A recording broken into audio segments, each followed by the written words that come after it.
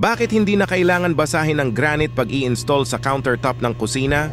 Hindi na kailangang basahin ng granite kapag ini-install ito sa countertop ng kusina.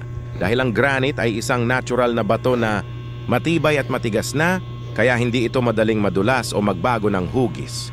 Ang granite ay may natural na bigat at textural grip na nagbibigay ng sapat na stability kapag inilalagay sa isang solidong base.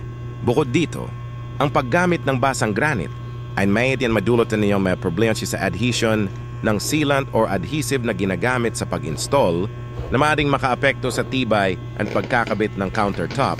Advantage and disadvantage ng paggamit ng granite sa countertop ng kusina. Ang paggamit ng granite sa countertop ng kusina ay may mga bentahe at disadvantage.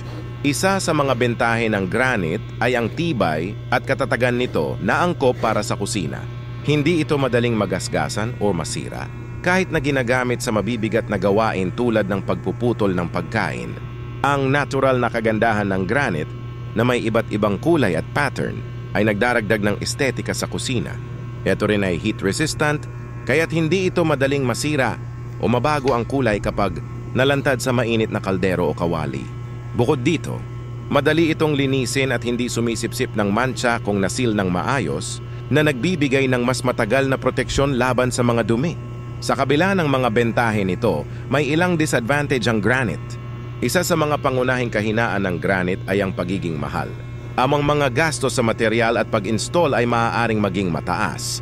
Ang granite ay mabigat, kaya nangangailangan ito ng matibay na suporta at ang pag-install nito ay baring babibas komplikado. Kung hindi tama ang pagkakasil, yung granite ay maaaring sumipsip ng likido na maaaring magdulot ng mancha o discoloration.